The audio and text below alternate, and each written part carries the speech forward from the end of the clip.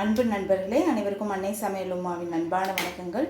இன்றைக்கி அன்னை சமையலில் பார்க்க போகிறது மஷ்ரூம் பெப்பர் ஃப்ரை. இது நம்ம ஹோட்டலில் விரும்பி சாப்பிடுவோங்க. இன்றைக்கி வீட்டில் எப்படி சுலபமாக செய்யலான்றதை பார்க்கலாம். வாங்க மஷ்ரூம் பெப்பர் ஃப்ரை எப்படி செய்கிறதுன்னு பார்க்கலாம். 1 டீஸ்பூன் மிளகு, 1 டீஸ்பூன் சீரகம், 1 டீஸ்பூன் சோம்பு, 1 டீஸ்பூன் தனியா. இப்போ இது எல்லாத்தையும் நல்லா வறுத்துக்கலாங்க.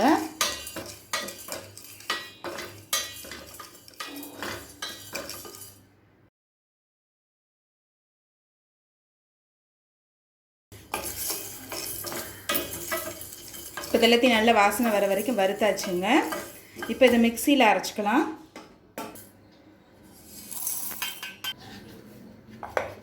இப்போ இதை மிக்சியில் கோர்ஸாக அரைச்சாச்சுங்க.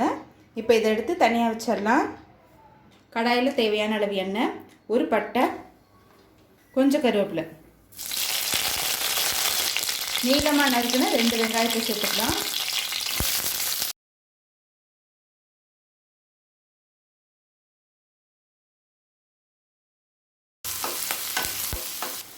ஒரு டீஸ்பூன் இஞ்சி பூண்டு விழுது,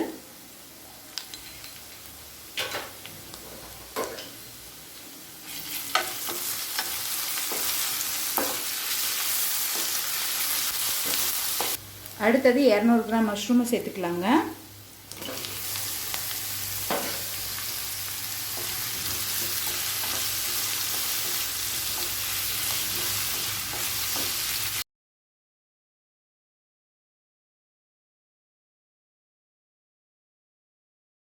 தேவையான அளவு உப்பு,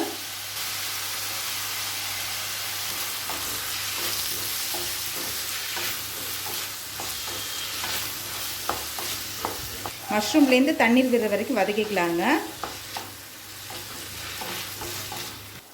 1/4 டீஸ்பூன் மிளகாத்தூள் சேர்த்துக்கலாம். மிளகாத்தூள் இல்லாமல் கூட பண்ணலாங்க. மஷ்ரூம்லேருந்து நல்லா தண்ணி விட்டுருச்சு. அடுத்தது கேப்சிகம் சேர்த்துக்கலாங்க.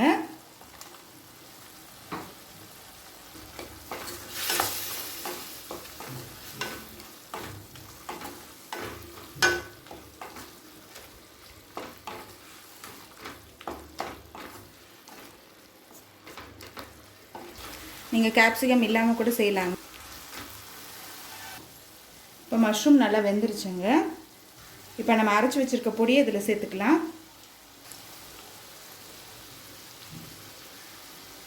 இப்போ அதை நல்லா மிக்ஸ் பண்ணிக்கலாங்க.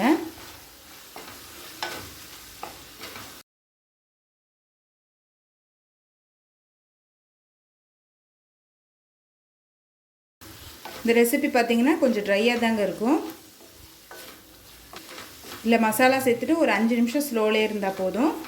எண்ணெய் பிரிஞ்சு வந்தோடனே இறக்கிடலாம். இப்போ 5 நிமிஷம் கழித்து பாருங்கள், மஷ்ரூமும் மசாலாவும் நல்லா மிக்ஸ் ஆகிடுச்சு. இப்போ ஸ்டவ் ஆஃப் பண்ணிவிட்டு கொஞ்சமாக எலுமிச்சை சாறு சேர்த்துக்கலாம். கொஞ்சம் கொத்தமல்லி. இப்போ மஷ்ரூம் பெப்பர் ஃப்ரை ரெடி ஆகிடுச்சு. சர்வ் பண்ணிடலாம். சுவையான மஷ்ரூம் பெப்பர் ஃப்ரை ரெடி ஆகிடுச்சு. ரெசிப்பியை ட்ரை பண்ணி பாருங்கள், கண்டிப்பாக உங்களுக்கே பிடிக்கும். ரெசிபி பிடிச்சிருந்ததுன்னா வீடியோவை லைக் பண்ணுங்கள், கமெண்ட் பண்ணுங்கள், ஷேர் பண்ணுங்கள். இது வரைக்கும் அன்னை சமையல் சேனலை சப்ஸ்கிரைப் பண்ணலைன்னா சப்ஸ்கிரைப் பண்ணுங்கள். தேங்க்யூ.